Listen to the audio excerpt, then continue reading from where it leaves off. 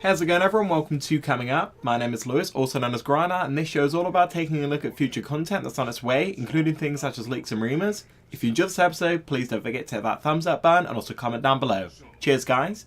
In this special edition I'm going to be doing a champion spotlight for the newest addition to the league, Azir, the Emperor of the Sands. Please remember, as this is the PBE, nothing is final and is subject to change. For much more details such as ability statistics, be sure to check out turretdive.net, the link will be in the description. Let's get into this and I hope you will enjoy. Azir is a ranged AP mage with decent scaling on all of his abilities, using his soldiers to do his bidding, giving him extra range and mobility.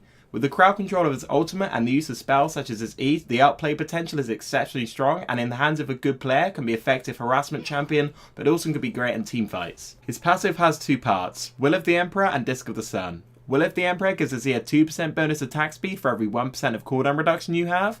This can actually start giving you an amazing boost, and considering he's an AP mage, you're more than likely going to have some form of CDR to utilise this. The second part, Disc of the Sun, is an active. You can summon a Sun Disc on the ruins of destroyed turrets which targets nearby enemy units, giving you gold for any it kills. The health of this new turret decays over 1 minute and can be destroyed by enemies.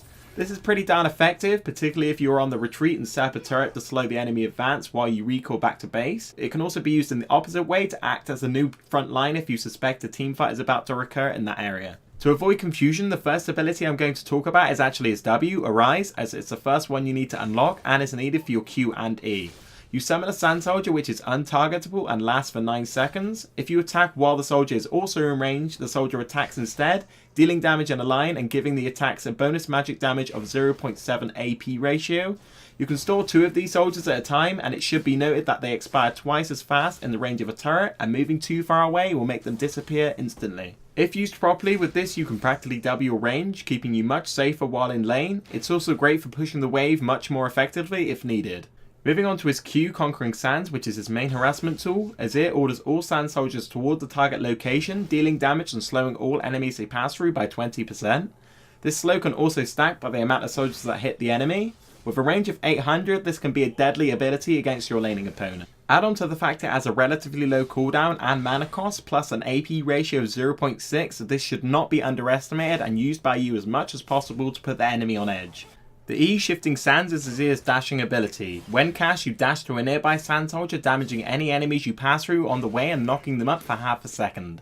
If you hit an enemy champion, you will stop and gain a shield for 4 seconds, which scales by 15% of your bonus health, making it incredibly powerful.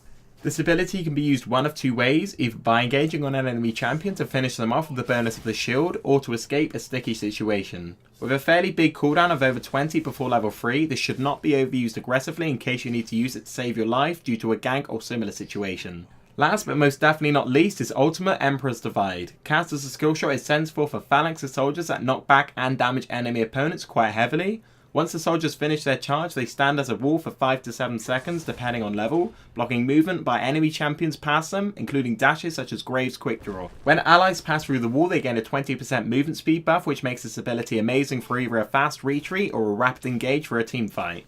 If cast on some areas of the map, particularly in the jungle, the ability AoE is large enough to completely block access. When used in Dragon or Baron Pit, it can be extremely devastating to the enemy. Anyway, that's it for the abilities guys. Now we're going to move on to the death and recall animations, as well as the taunt, joke, laugh and dance. Enjoy.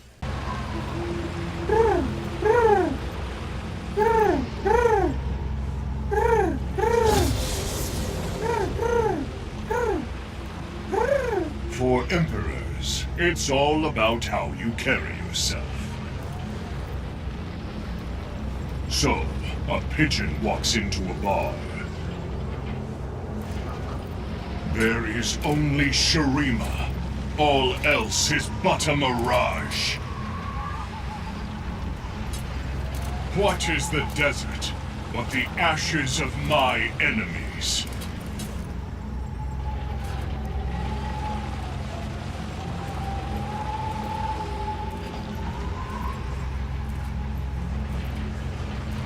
Ha ha ha ha!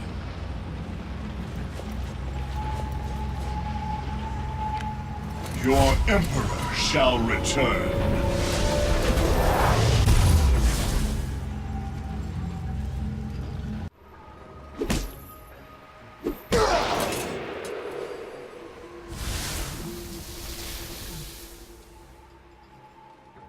Looks like that's it for this episode, guys. If you enjoyed, don't forget to give the video a thumbs up and let me know down in the comments what you think about the new champion. Personally, I think Azir is a very, very interesting champion. Some of his abilities, especially his ultimate, are pretty damn awesome. You can check out the description for links to my channel as well as Turret Dive, but for now, that's it. Have a great day and see you on the next episode.